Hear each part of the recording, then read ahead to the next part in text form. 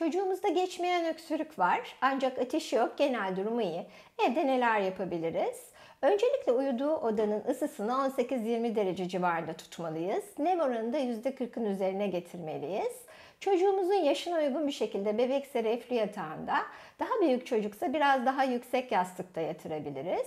Yine aldığı sıvı miktarını arttırabiliriz.